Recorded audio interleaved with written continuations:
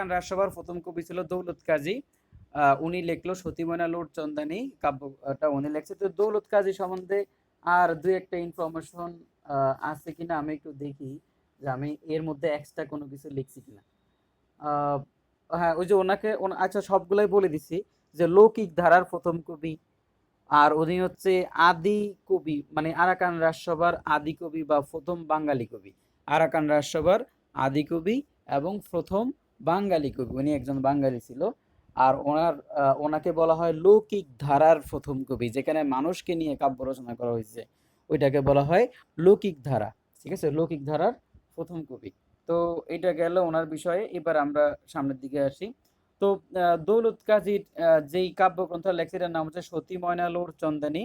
তো সতী ময়নালোর চন্দানীর ইতিহাসটা হচ্ছে এরকম যে সতী, যে এখানে লোরক রাজা, সে একবার বনে মানে সে একবার অভিযানে গেছিল, পরে এখানে কোনো না কোনো ভাবে এই যে আপনার এই যে লোর মানে চন্দানীর সাথে তার দেখা, মানে চন্দানীর যে রাজ্যে চলে গেছিল, পরে ওখানে সে চন্দানীকে বিয়ে করে ওখানে সংসার টংসার পাততেছে। কিন্তু এদিক দিয়ে তার প্রথম স্ত্রী যেটা, তার প্রথম স্ত্রীর নাম ছিল ময়না, সতী ময়না, আসলেই সেই সতী ছিল। ঠিক আছে, এই যে যে ময়না, সেই ময়না তো তার স্বামীর মানে ফেরার অপেক্ষায় সে তার রাজ্যে, মানে কি মানে লোরক রাজা মানে তার রানীকে সে রাজপ্রাসাদে রাইখা চলে গেছে। ওই চন্দ্রানীকে দেখে চন্দ্রানীর রূপে এতটাই সে মগ্ন হয়ে গেছে যে প্রথম স্ত্রীকে সে ভুলে গেছে। ঠিক আছে, একদম ভুইলা সে ওখানে আপনার কি বলে যে সে ওখানে আপনার সংসার শুরু করে দিছিল। পরবর্তীতে একটা সময়, এখন ওই সময় সেই এই যে যেই সতী ময়না মানে মানে আপনার রানী ময়নাকে, হ্যাঁ, বিভিন্ন ব্যবসায়ীরা অনেকে তাকে বিয়ের প্রস্তাব দিছে, কিন্তু সে এগুলা সবগুলা মানে আপনার মানে সবগুলা মানে রিজেক্ট করে দিছে। এই যে তার যে বিরহটা, এই যে এই বিরহের যে ঘটনাগুলা এগুলা লিখলো, এবং এই বিষয়গুলো আলোচনা করছে দৌলত কাজী। কিন্তু শেষ অংশটা, যে শেষ মুহূর্তে কি হয়েছিল, ঠিক আছে, এই বিষয়টা কিন্তু আপনার দৌলত কাজী লিখে যেতে পারে না, তার আগে উনি মৃত্যুবরণ করছে। এরপর ওনার মৃত্যুর 20 বছর পরে এই আলাওয়াল আবার এই সতীমনা লোর সন্তানের তৃতীয় পাঠটা লেখা শুরু করলো। তো আলাওয়াল এটাকে ফিনিশিং দিল। সে এইভাবে ফিনিশিং দিছে যে আলাওয়াল রচিত অংশটা ছিল যে যার স্বামীর যে বিরহ, এই যে সতী ময়না, এই যে ময়নামতি মানে রানী ময়নামতি যে আপনার প্রচন্ড পরিমাণে স্বামীর বিরহে সে কাতর হয়ে গেছিল, এই বিষয়টাই সে খুব সুন্দরভাবে ফুটিয়ে তুলছে আলাওয়াল। এবং সর্বশেষ তার এই বিরহের কষ্টের এই কাহিনীগুলা, একটা পাখি ছিল, তো তার একটা পাখি ছিল, এই পাখিটার নাম কি এখানে আছে? হ্যাঁ, তো তার একটা পাখি ছিল। এই পাখিটা যে আপনার কাকে বলছে, এই যে যে লোরক রাজাকে এই মানে রানী ময়নামতির দুঃখের কাহিনী বিরহের কাহিনীগুলা বলছে। বলার পরে সে একটা পাখির মুখে এই কথাগুলা শুই না তার মাথায় চলে আসছে, হ্যাঁ তার তো একটা স্ত্রী আছে, রাজ্য আছে।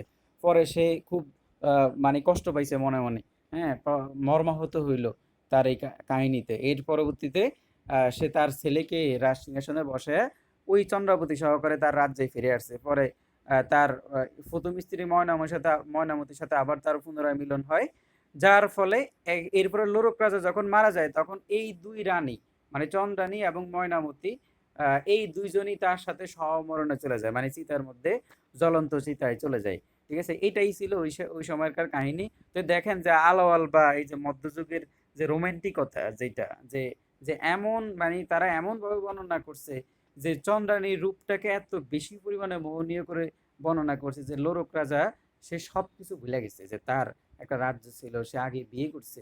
ঠিক আছে, সবকিছুই ভুলে গেছে। ঠিক আছে, এটাই একটা রূপক কাহিনী। তো এরপরে আমাদের পরবর্তী কবির নাম হচ্ছে ক্রয়সী মাগন ঠাকুর। তো দেখে মনে হচ্ছে উনি মনে হয় হিন্দু, আসলে না, ওনার আসল নাম মাগন। ঠিক আছে, তো ক্রোয়েশি হচ্ছে ওনার উপাধি। উনি ওনার যে বংশ, এই বংশ আরব থেকে আসছে, সেই জন্য এখানে ক্রোয়েশি। আর ঠাকুর হচ্ছে ঠাকুর হচ্ছে তার মানে ক্রোয়েশি হচ্ছে তার বংশের নাম, বংশের পদবী। আর ঠাকুর হচ্ছে তার মানে সরি, ক্রোয়েশি হচ্ছে তার বংশের নাম, বংশ কর্তৃক কর্তৃক দেওয়া। আর ঠাকুর হচ্ছে তার পদবী। মানে আরাকান রাজসভার প্রধানমন্ত্রী যারা ছিল ওদেরকে কি বলতো? ঠাকুর। মানে ওদের নামের শেষে ঠাকুর আসতো। ওই যে যেমন আমরা ফেরাউন বলি, মিশরের ফেরাউনের নাম তো হলো দ্বিতীয় রামেসিস। ঠিক আছে, ওর আসল নাম ফেরাউন না, ওর আসল নাম হচ্ছে দ্বিতীয় রামেসিস। তো ফেরাউন বলা হয় মানে মিশরের রাজাদেরকে বলা হইতো ফারাও, ফারাও থেকে ফেরাউন আসছে। তো যেই ফেরাউনের কথা কোরআনে বর্ণনা করা আছে ওটার নাম হচ্ছে দ্বিতীয় রামেসিস, ওর আসল নাম। তো এইখানে একই অবস্থা যে যে এখানে ঠাকুর হচ্ছে আরাকান রাজসভার একটা প্রধানমন্ত্রীদের সম্মান সূচক একটা পদবি, সে কিন্তু আসলে মুসলিম ছিল। তো ক্রোয়েশী মাগন ঠাকুর ওশাঙ্গা রাজসভার প্রধানমন্ত্রী ছিলেন। উনি একটা কাব্যগ্রন্থ লেখছে যার নাম হচ্ছে চন্দ্রাবতী। এই চন্দ্রাবতী নিয়ে আমরা বলবো কিছুক্ষণ পরে। তো এরপর ওনার আসল যেই ঘটনাটা ওনার একটু মনে রাখতে হবে, চন্দ্রাবতী কিন্তু চন্দ্রাবতী কিন্তু ওই যে বাংলা সাহিত্যের প্রথম মহিলা কবি, ঠিক আছে? তো আবার ওই চন্দ্রাবতী আবার ক্রোয়েশী মাগন ঠাকুরের একটা চন্দ্রাবতী হচ্ছে ক্রোশিং মাগন ঠাকুরের একটা কি আপনার কাব্যগ্রন্থ। তো এই যে আর তার সবচাইতে বেশি তার জন্য যে ইনফরমেশনটা বেশি গুরুত্বপূর্ণ সেটা হচ্ছে উনি কবি আলাওলের পৃষ্ঠপোষকতা দিল। মানে কবি আলাওল তার পৃষ্ঠপোষকতাই কাব্য রচনা শুরু করলো। তো আলাওল ছিল রোশাঙ্গারা সবার আসলে একজন সিপাই। মানে মানে ওই যে সিপাই বলতে ওই যে ঘোড়াশালা রক্ষণাবেক্ষণ করতো সে। তো ওখান থেকে তার কাব্য প্রতিভা দেখে এই ক্রোয়েশী মাগন ঠাকুর তাকে কাব্য রচনায় পৃষ্ঠপোষকতা দান করে, এবং আলাওয়ালের জীবনে এই ক্রোয়েশী মাগন ঠাকুরের অবদান অনেক বেশি। তো উনি হচ্ছে আলাওয়ালের পৃষ্ঠপোষকতা দান করলো এবং ওনার কাব্যগ্রন্থের নাম হচ্ছে চন্দ্রাবতী। এবং আলাওয়াল যেই বিখ্যাত কাব্যগ্রন্থ যেটা লিখলো পদ্মাবতী, এই পদ্মাবতীর পৃষ্ঠপোষকতা, হ্যাঁ বলেন। ভাই স্লাইড কি চেঞ্জ করছেন? না, আমরা ওই যে সতী ময়না লৌর চন্দানী এইটার মধ্যে আছে। যে ফার্সি থেকে অনুদিত আছে চারটা, ওটার মধ্যেই তো আছে। না না না, স্লাইড চেঞ্জ করছি তো তাহলে। আচ্ছা তাহলে দাঁড়ান স্লাইডটা নিয়ে আসি।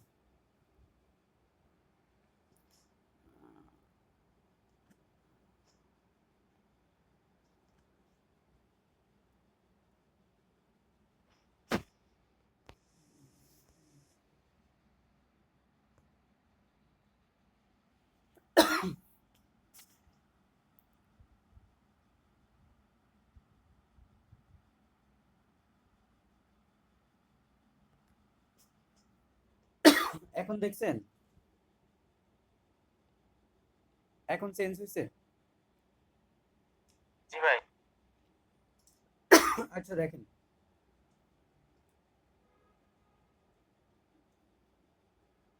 তো এখন আমরা দেখলাম যে আলাওয়ালের যে দুইটা বিখ্যাত কাব্যগ্রন্থ, একটা হচ্ছে আপনার পদ্মাবতী আর একটা হচ্ছে সয়ফুল মল্লিক বদিউজ্জামাল। এটা বলছিলাম এর আগে যে ফরিয়ার এক রাজার ছেলের গল্প মনে হয়, এটা আমার বোন ভালো জানে, আমি জানি না। ও দাদু ওরে বলছে তো ওর মনে আছে, আমি ভুলে গেছি অনেক আগে। তো যাই হোক, যে পদ্মাবতী এবং মানে সৈফুল মুল্লুক বদিউজ্জামাল, এই যে এই দুইটা কাব্য, এই কাব্য লিখছে কিন্তু আলাওল পৃষ্ঠপোষকতা দান করছে আহ ক্রোয়েশী মাগন ঠাকুর। এবার ক্রোয়েশী মাগন ঠাকুরের যে চন্দ্রাবতী, এই চন্দ্রাবতী লেখার মানে চন্দ্রাবতী আর যেই মূল বিষয়টা বলি, তো আপনার ভদ্রাবতী নগরের রাজপুত্র ছিল বীরভান। এই যে যে বীরভান, সে ঘুমন্ত অবস্থায় ছিল। তো চন্দ্রাবতী ছিল এক এক রাজকন্যা। ওখানে এইগুলাই হইতো, রাজকন্যা রাজকুমারী এদেরকে নিয়ে গল্প রচনা করতো। তো চন্দ্রাবতীর যেই এত বেশি রূপবতী ছিল, মানে রাজকন্যা মানেই কি তাহলে রূপবতী থাকবে, যাই হোক। তো রাজকন্যা এত বেশি রূপবতী ছিল যে তার রূপের যেই মানে মনোরম চিত্রটা, এটা তার সহপাঠী মানে তার সখী বলে কি বলে সাথী, এই সাথী সে এটাকে লিপিবদ্ধ করছে। লিপিবদ্ধ করে একটা পাখি মানে একটা কি বলে যে এটাকে উড়িয়ে দিছে, হয়তো বা পাখি বা কোনো কিছুর মাধ্যমে উড়িয়ে দিছে। তো উড়িয়ে দেওয়ার পর এইটা এসে কোথায় পড়ছে, ওই যে যে আমাদের যে আপনার যে রাজকুমার বীরবান, ওর ওর শয়ন কক্ষে ওর বুকের উপর যে এটা পড়ছে। যখন সে রাজপুত্র জেগে উঠছে, উঠে সে দেখলো যে এরকম তো খুব কোনো এক জায়গায় ঠিক আছে, হ্যাঁ, কোনো এক রূপবতী এরকম একটা মেয়ে আছে রাজকুমারী। এখন সে কি করলো, খায়া দেয়া তার কোনো কাজ নাই, ঠিক আছে, ঘরের খায়া ওই যে বনের মহিষ তারাই, ঠিক আছে। তখন সে ওখান থেকে বের হইলো যে কোথায় এই রাজকুমারী আছে তাকে খুঁজে বাইর করতে হবে।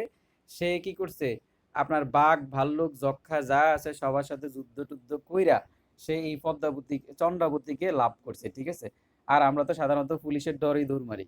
তো যাই হোক, যে এখন দেখেন যে তারা এই বাঘ নাগ যারা আছে, ঠিক আছে, সব কিছুর সাথে যুদ্ধ কইরা এই সে চন্দ্রাবতীকে কি করছে, লাভ করছে। তো এইটা সাধারণত গল্পই সুন্দর, ঠিক আছে, বাস্তবতা খুবই নির্মম। তো যাই হোক, যে আলাওল হচ্ছে যে আরাকান রাজসভার প্রধান ও শ্রেষ্ঠ কবি। তা আলাওলকে বলা হয় আরাকান রাজসভার প্রধান ও শ্রেষ্ঠ কবি, এবং আলাওল মধ্যযুগের সর্বাধিক গ্রন্থ রচনা করেন। মানে মধ্যযুগের সবচাইতে বেশি লেখালেখি করছে এই আলাওয়াল সাহেব। সে মোট 60টা, ঠিক আছে, 60টা গ্রন্থ লিখছে। তাহলে বলেন তো মধ্যযুগের শ্রেষ্ঠ কবি কে?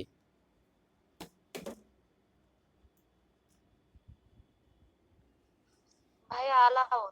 না, এই তো শেষ করে দিলেন, খুন। মধ্যযুগের শ্রেষ্ঠ কবি ভারতচন্দ্র আলাওল রায়। না, বলতে হবে বলতে হবে যে আরাকান রাজসভার শ্রেষ্ঠ কবি বা রোমান্টিক প্রণয় পাখ্যান ধারার শ্রেষ্ঠ কবি, দুইভাবে হতে পারে।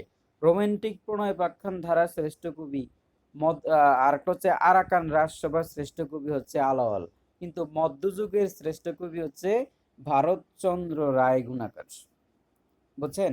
আলাওল যারা ছিল ওনারা রোমান্টিকতা নিয়েই ছিল, শুধুমাত্র মেয়েদের রূপের বর্ণনা দিছে, ঠিক আছে। কিন্তু আমাদের যেই ভারতচন্দ্র রায় গুণাকর, সে তার কাব্যগুলোর মধ্যে নারীদের, মানে তার যে নায়িকা, এই নায়িকার রূপের বর্ণনা সে করে নাই।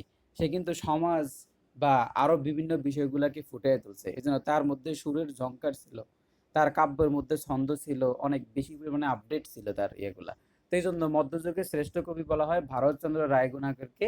আর আলাওল হচ্ছে রোমান্টিক প্রণয়পক্ষান ধারার সবচাইতে রোমান্টিক কবি, ঠিক আছে। আর এই একটা প্রশ্ন, আর একটা হচ্ছে রোশাঙ্গা রাজসভার সবচাইতে শ্রেষ্ঠ কবি হচ্ছে আলাওল, কিন্তু মধ্যযুগের শ্রেষ্ঠ কবি ভারতচন্দ্র রায়গুণাকর। একটা মানে মানে কি বলা যায়, একটা কনফিউশন আমাদের গেল। তো এই জন্য আমি এই জায়গায় ভারতচন্দ্র রায়গুণাকরকে নিয়ে আসছি, কারণ এখানে প্রশ্নটা আমরা এই আলাওয়ালের গুণকীর্তন পড়তে পড়তে পরবর্তীতে আমরা ভুল করতে পারি। তো আলাওয়ালের যেই জন্মস্থান এটা নিয়ে ডক্টর এনামুল হক আর ডক্টর মোহাম্মদ শহীদুল্লাহর মধ্যে একটা মানে ডিবেট আছে। ডক্টর মোহাম্মদ শহীদুল্লাহর মতে তার বাড়ি হচ্ছে ফরিদপুর, হ্যাঁ, ফতোয়াবাদ, ফরিদপুরের ফতোয়াবাদ, যেটা এখন বর্তমানে ফরিদপুর, মানে আমাদের আদরি আপুদের বাড়ির ওদিকে। আচ্ছা, ফতোয়াবাদ চিনেন নাকি? আপনাদের বাড়ির কাছাকাছি? ভাইয়া মাগুরার ওইদিকে। মাগুরার ওদিকে, আচ্ছা যাই হোক। তো এই ফতোয়াবাদে হচ্ছে তার জন্ম, বলতেছে তার মানে ফরিদপুরটাই সবচাইতে বেশি গ্রহণযোগ্য। তাহলে এখন ফরিদপুরটা কেন গ্রহণযোগ্য? কারণ তার যে কাব্য, এই পদ্মাবতী কাব্যে সে ফতোয়াবাদের কথা বলে গেছে।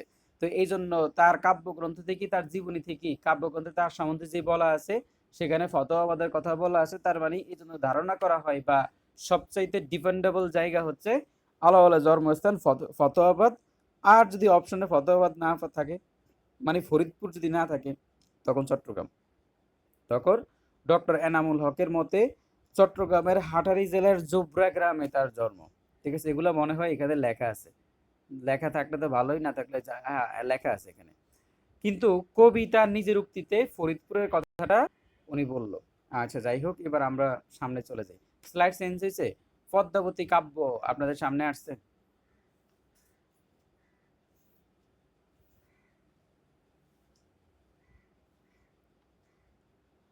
স্লাইড চেঞ্জ হয়েছে, একটু তাড়াতাড়ি বলেন।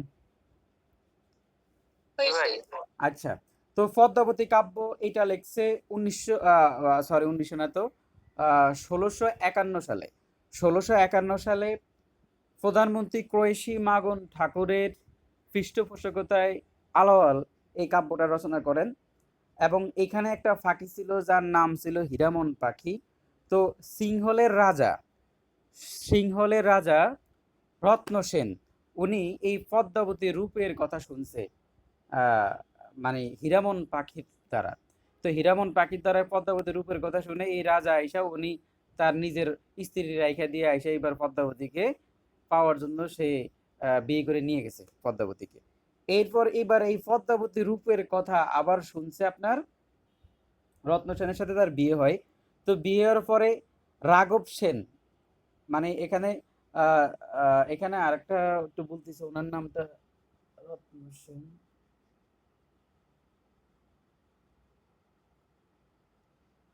আমাকে একটু টাইম দেন, এখানে একটু একটা নাম আমি একটু ভুলে গেছি, একটু বুঝতে হবে।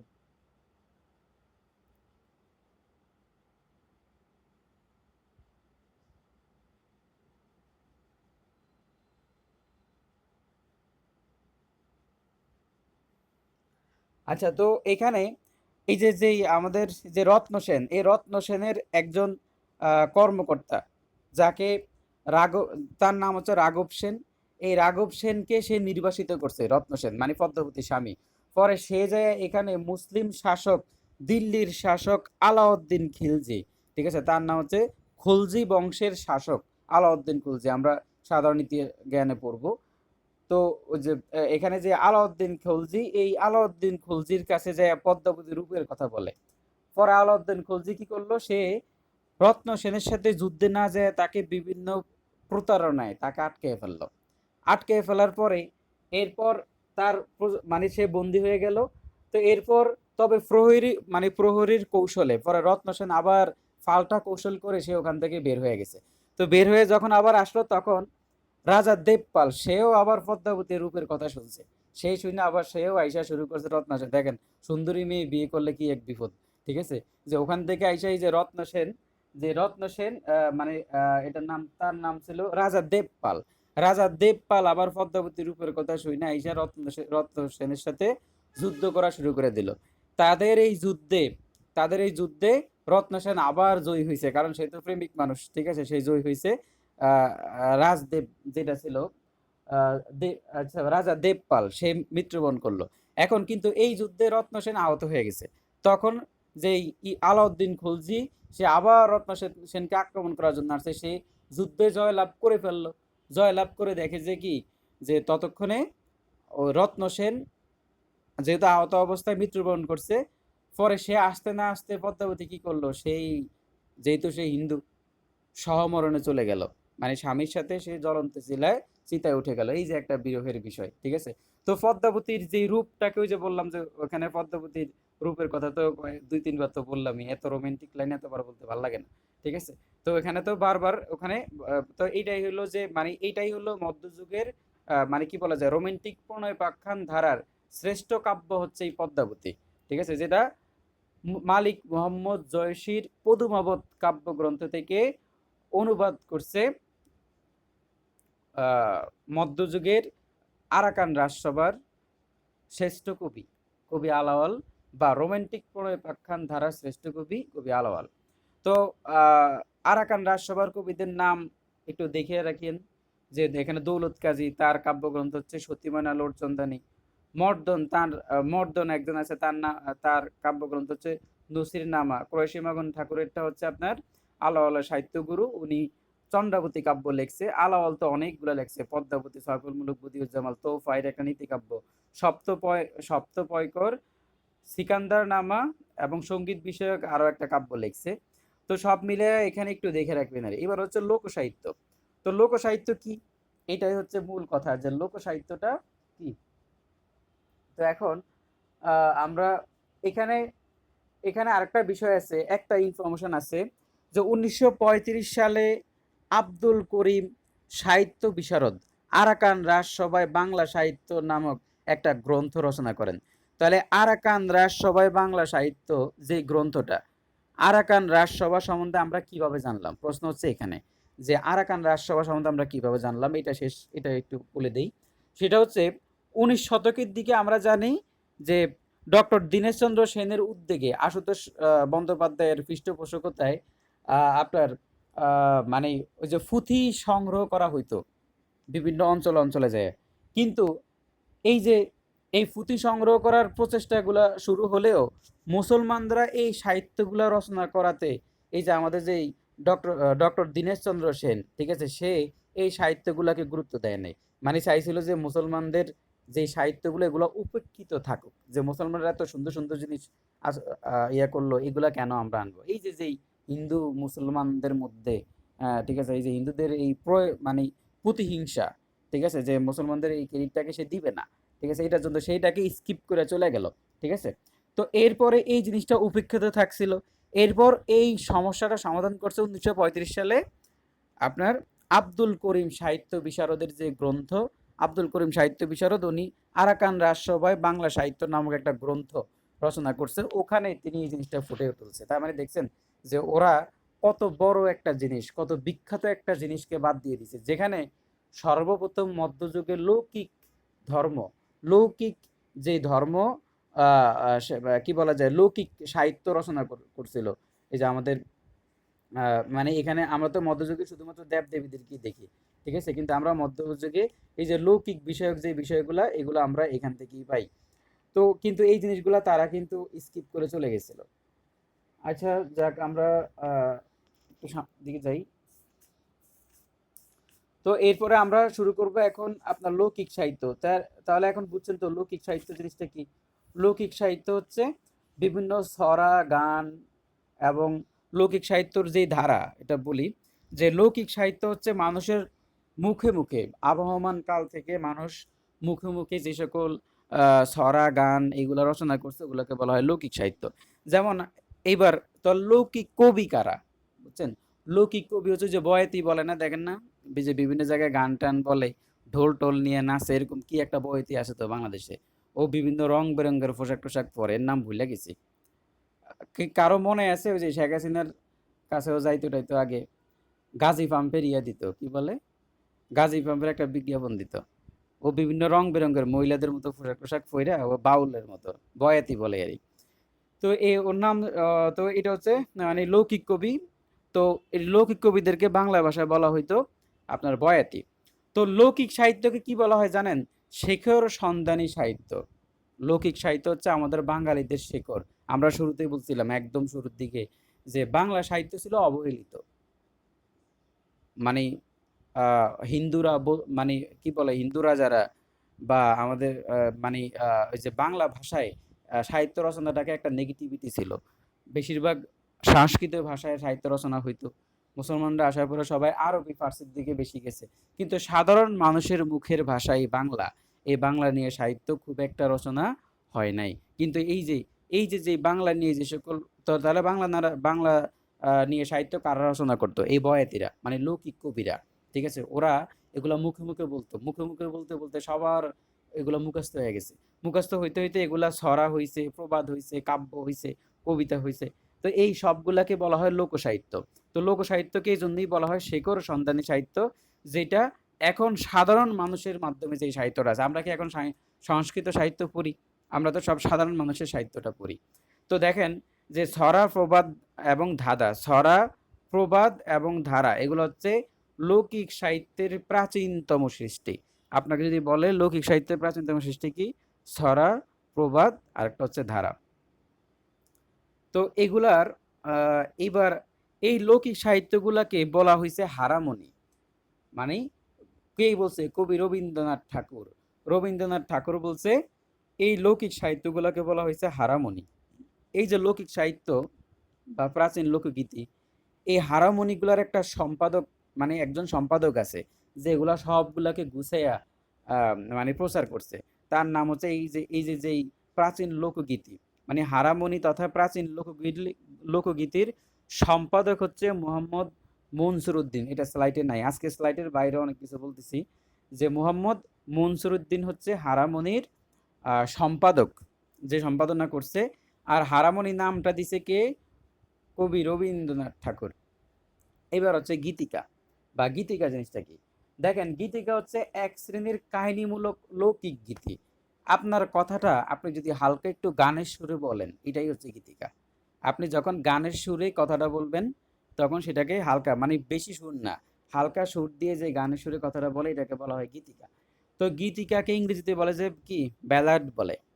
তো এখন এরপরে আর লৌকিক যে গীতিকাগুলা বা এই যে গীতিকাগুলা কে সংকলন করছে, সংকলন বলছে কে সংগ্রহ করছে, এখন এই যে তার নাম আসতেছে চন্দ্রকুমার দে। তো এই যে চন্দ্রকুমার দে, সে এই লৌকিক গীতিকাগুলাকে, হ্যাঁ, স্লাইড তো চেঞ্জ হয় নাই। স্লাইড চেঞ্জ হয় না, আমি এখনো এই যে এই এখন আমি মাত্র চেঞ্জ করলাম, আমি এতক্ষণ আমি নিচ থেকে বলছি এগুলা। আচ্ছা, তা আমরা দেখলাম যে গীতিকাকে আমরা আমরা তিন ভাগে ভাগ করা যায়। একটা হচ্ছে নাথ গীতিকা, একটা হচ্ছে ময়মনসিংহ গীতিকা, আর একটা হচ্ছে পূর্ববঙ্গ গীতিকা। তো এই গীতিকাগুলোতে আপনার ধর্ম, বিভিন্ন গীতিকাগুলা কি নিয়ে গাওয়া হইতো? ধর্মীয় বিভিন্ন কাহিনী, বিয়োগাত্মক কাহিনী। যেমন ওই যে আমরা বললাম যে চন্দ্রাবতী একটা কাব্য লেখছে, এটা হচ্ছে কি মলুয়া, মানে চন্দ্রাবতী একটা মলুয়া কাব্য লেখছে যেখানে নারীদের কথা বলা হয়েছে। এই যে বিয়োগাত্মক বিভিন্ন ঘটনা, নারীদের বিভিন্ন দুঃখ কষ্টের বিভিন্ন ঘটনা, প্রেমের ঘটনা, ঠিক আছে, নারীদের বিরহের ঘটনা, এই সবগুলাকে গানে গানে সুরে সুরে বলছে, এটাই হচ্ছে গীতিকা। আর এই গীতিকার তিনটা ধারা, একটা হচ্ছে নাথ গীতিকা, একটা ময়মনসিংহ গীতিকা, একটা পূর্ববঙ্গ গীতিকা। তাহলে নাথ গীতিকা কোনগুলা? এখানে নাথ হচ্ছে ওই যে মানে শিবের গীত, ওই যে বলে না ধান ভাঙতে শিবের গীত, ঠিক আছে, ওই শিবের গীত মানে নাথ গীতিকার মূল বিষয়টা হচ্ছে এটা। আর তো এখানে নাথ গীতিকার আরেকটা মানে যেই সাইড সেক্টর গুলা, ওগুলো হচ্ছে ময়নামতির গান, গোপীচন্দ্রের সন্ন্যাস, গোপীচন্দ্রের গান, ময়নামতির গান, গোপীচন্দ্রের সন্ন্যাস, আর একটা হচ্ছে সরি ময়নামতির গান, গোপীচন্দ্রের গান, আর একটা হচ্ছে গোপীচন্দ্রের সন্ন্যাস। গোপীচন্দ্রের সন্ন্যাস এটা খুব ইম্পর্টেন্ট, যে রাজা গোপীচন্দ্র তার কি বলা যায়, তার বাসায় একদম অল্প বয়সী মেয়ে, অল্প বয়সী বউ রেখে সে তার মায়ের কথায় সন্ন্যাসে চলে গেছে। মানে মানে তার ওখানে তার মানে সে বিয়ে করছে, বেশি দিন হয় নাই, ধরেন ধরেন যে 16-17 বছর বয়সে একটা মেয়েকে বিয়ে করে সে কি করছে, তাকে তাকে রাইখা সে চলে গেছে এবার সন্ন্যাস। এবার বুঝেন যে অবস্থা কি, মানে মায়ের প্রতি সে কি অন্ধভক্ত, ঠিক আছে, যে মা বলছে সন্ন্যাসে যাইতে হবে, এখন সে আরেক মেয়ের জীবন ধ্বংস করে চলে গেছে। তো এই যে এই ঘটনাগুলাকে এটাকে বলা হয় কি, গোপীচন্দ্রের সন্ন্যাস। তো এটাকে বলা হয় গোবিন্দচন্দ্রের, আবার গোবিন্দচন্দ্রের গান, ময়নামতির গান, গোবিন্দচন্দ্রের গান, গোপীচন্দ্রের সন্ন্যাস, এইগুলো ছিল নাথ গীতিকা। আর ময়মনসিংহ গীতিকা কয়টা ছিল? 10টা ছিল, ঠিক আছে। তো ময়মনসিংহ গীতিকা নিয়ে তো আমরা অনেক ডিটেলস কথা বলবো। তো এখানেও ময়মনসিংহ অঞ্চলের যেই ময়মনসিংহ যে গীতিকাই শ্রেষ্ঠ। যদি আপনাকে বলে যে গীতিকার মধ্যে কোনটা শ্রেষ্ঠ, সেটা হচ্ছে ময়মনসিংহ অঞ্চলের, আমাদের হাবিবা বিদ্যাপুদের অঞ্চলের, ঠিক আছে। ওখানে যে কাহিনীগুলা রচনা হয়েছিল, ওখানে যেই গানগুলা রচনা হয়েছিল, ওগুলাই ছিল ময়মনসিংহ গীতিকার। এগুলা সবগুলা কি প্রেমমূলক। এখানে কি ওখানে নারীদের যেই প্রেম বিরহের ঘটনা, ওগুলাই এখানে বেশি পরিমাণে তুলে ধরা হয়েছে। তো নারী চরিত্র থেকেই প্রাধান্য পেয়েছে নারীর ব্যক্তিত্ব, আত্মবোধ, স্বতন্ত্র সতীত্ব, বিশেষ ত্যাগের মহিমায় উজ্জ্বল, ঠিক আছে। এবং এখানে তো এই গীতিকাগুলোর মধ্যে আছে মুলুয়া, মহুয়া, দেওয়ানা, মদিনা, এখানে আরেকটা হচ্ছে কি কঙ্কাবতী, কঙ্কবতী, এগুলো আরো অনেকগুলা, কঙ্ক, লীলা, এরকম আছে।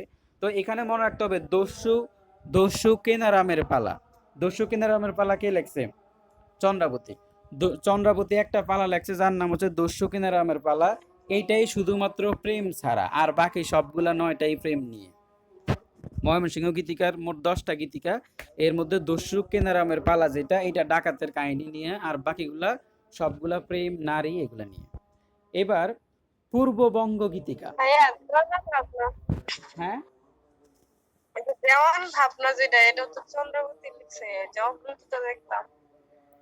এখন দেখেন দেওয়ান অগ্রদূতে 3টা লেখলেও দেওয়ান ভাবনা আমি অনেক জায়গায় লেখা যে নাম জানা যায় না।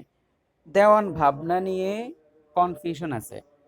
চন্দ্রাবতীর 2টা পালা নিয়ে কনফিউশন নাই, একটা হইলো মলুয়া, আর একটা হচ্ছে দস্যু কেনারাম। দস্যু কেনারাম এবং মলুয়া, এই 2টা নিয়ে কোনো কনফিউশন নাই। আর অগ্রদূতের অনেক কিছু কনফিউজ আছে। প্রথমে আমার কাছে মনে হয়েছিল যে বিদ্যাবাড়ির শীত একদম মানে প্রথমে আমার কাছে মনে হয়েছিল যে বিদ্যাবাড়ির শীতেই ঝামেলা, এরপরে অগ্রদূত একদম বাইবেল। মানে পরে দেখলাম যে না, অগ্রদূতের মধ্যে কিছু প্রবলেম আছে। এখন তো দেখা গেছে আমি সাধারণত অগ্রদূত, হ্যাঁ, খুব ভালো বই বলা যায়। অগ্রদূত পড়লে খুব ভালো, এবং এটাতে খুব একটা প্রবলেম নাই, এবং আপনি এইটা দিয়ে মানে এইটার উপর ভরসা রেখে আপনি চলতে পারেন, এই নৌকা আপনাকে ডুবাবে না, ঠিক আছে। কিন্তু তার চাইতেও বেশি আপনার যে সকল জিনিসগুলোতে আপনার কনফিউশন হবে, ওগুলো আমাদের সাথে আলোচনা করবেন। আমরা গ্রুপ থেকে বিদ্যাবাড়ি, সরি, P2S স্লাইড এবং হচ্ছে আমাদের যে বাংলা সাহিত্যের যে শিখর যে বইটা, এটা খুবই ভালো। ঠিক আছে? মহসিনা নাজনীনের লেখা এই বইটা, এই দুইটাকে আমরা মিক্স করে আগাচ্ছি। এবং আমাদের যদি কখনো কোনো টপিকে যদি আমাদের কনফিউশন থাকে, তাহলে আমি তো পিটুর সাথে যুক্ত আছি, ওদের টেলিগ্রাম সাপোর্ট গ্রুপে বাংলার যে ম্যাম, ওই ম্যামের আইডিকে মানে কোড করে যদি আমি ওখানে নক করি, ম্যাম সরাসরি আমার সাথে কথা বলবে। মানে বুঝছেন যে আমার কোনো কনফিউশনে যদি আমি ওখানে ওনাকে ইয়ে করে মানে ওনাকে ট্যাগ করে যদি আমি বলি যে ম্যাম এটা কনফিউশনটা কি বা এটার উত্তরটা কি হবে, উনি এটাকে সমাধান দিয়ে দিবে। তো যেহেতু উনি একজন বিখ্যাত বাংলা সাহিত্যের টিচার, ভালো টিচার, তো উনি যেটা বলবো অবশ্যই সেটা, এবং সেটা উনি আমাদের থেকে ভালো জানে। তো এই জন্য আমাদের যদি কোনো জায়গায় কনফিউজ থাকে তাহলে আমরা সেটা করবো। তো আমি দেখলাম যে দেওয়ানা ভাবনা এটা। লেখা। হ্যাঁ, বলেন।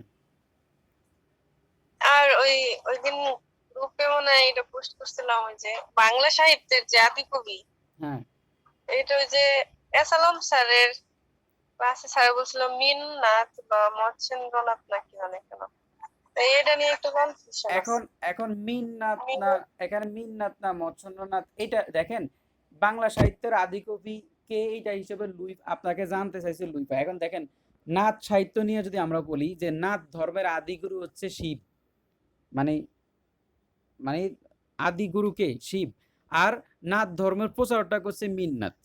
ঠিক আছে?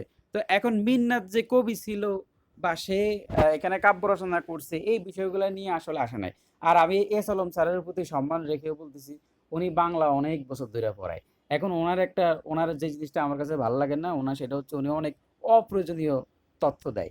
আপনি দেখবেন আমাদের এই স্লাইডে বা আমি যেগুলো বলি এগুলো অপ্রয়োজনীয় না।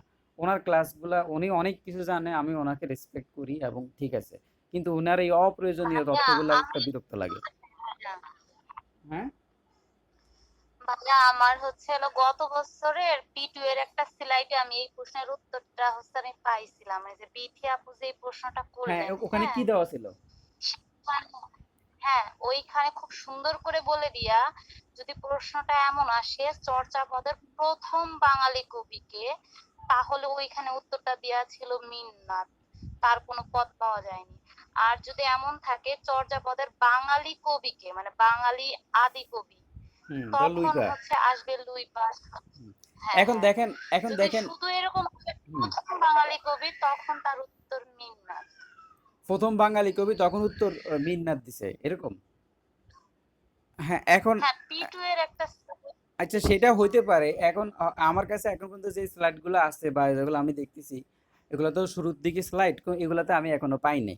তো তারপরেও আমি যেটা দেখলাম যে আমি আরেকটা যেটা বললাম যে ধরেন আমি সবরফা কেন উত্তরটা দিলাম, কারণ হচ্ছে যে ওই যে ডক্টর মোহাম্মদ শহীদুল্লাহর মতামতটা অনেক বেশি গ্রহণযোগ্য। তো ও বলল যে চর্যাপদের আদি কবি হচ্ছে সবরফা। তো চর্যাপদের আদি কবি যদি সবরফা হয়, উনিও যে ওনাকে নিয়ে আবার বাঙালি, অনেকগুলা জায়গায় বলা আছে যে উনি বাঙালি।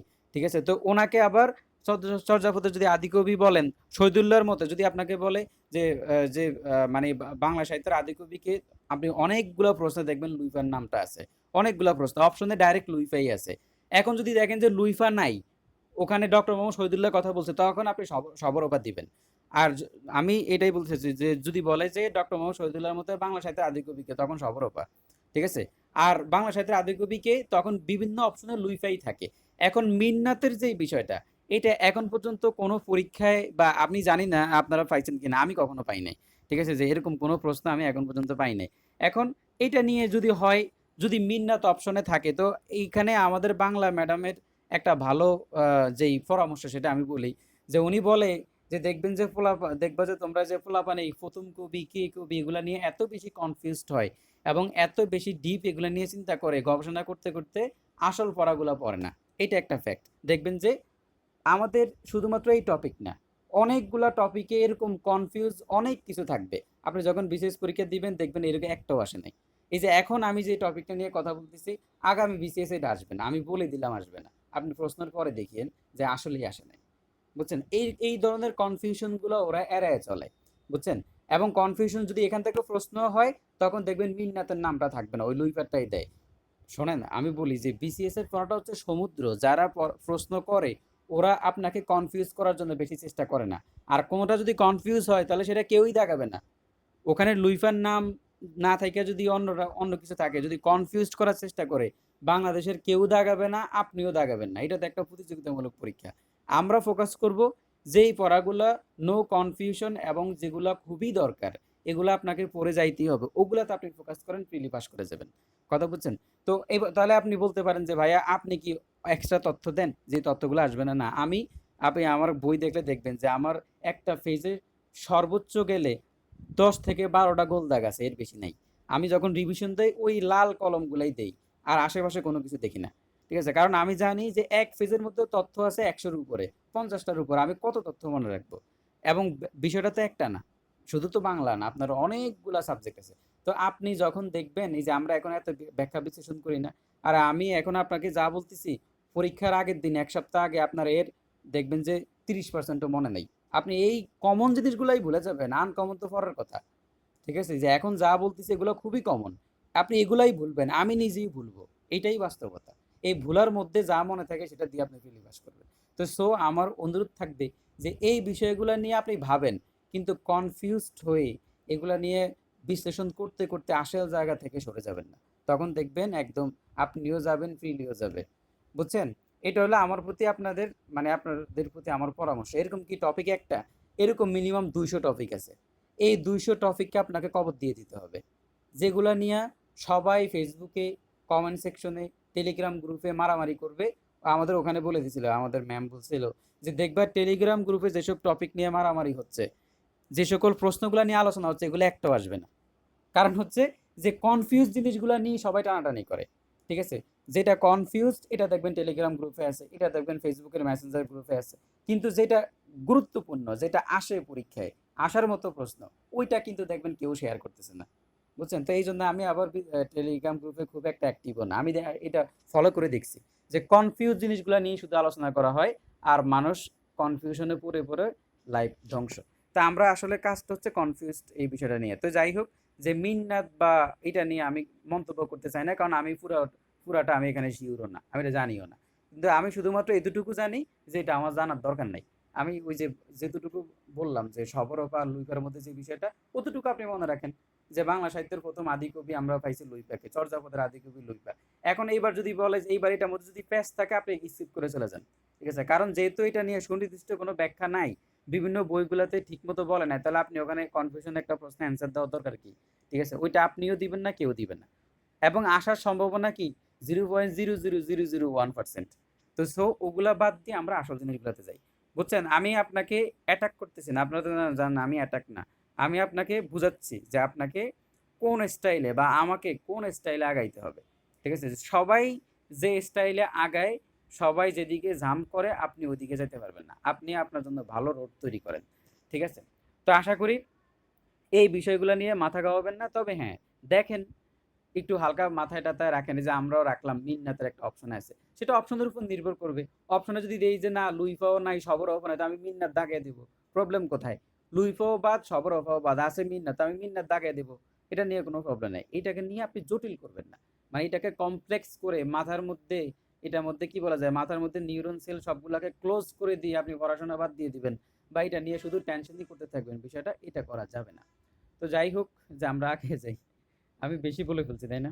এখন ওই মানে মিটিংটা অফ হয়ে যাবে। তবে আমার কথাগুলো যদি আপনারা মানে বুঝে থাকেন বা মেনে থাকেন, তাহলে আপনারা সবচাইতে বড় ওষুধটা এখন খাইলেন, যে ওষুধটা খাইলে আপনার সকল রোগ সেরে যাবে, আপনার মাথা ক্লিয়ার থাকবে। তো আমরা ময়মনসিংহ গীতিকার যেটা বললাম যে দেওয়ানা ভাবনা, এটা যে চন্দ্রাবতী লিখছে, এটার সুস্পষ্ট কোনো প্রমাণ নাই, এটা অনেকগুলা বইতে স্কিপ করে গেছে, হয়তো প্রদূত কইতে পাইছে। ঠিক আছে?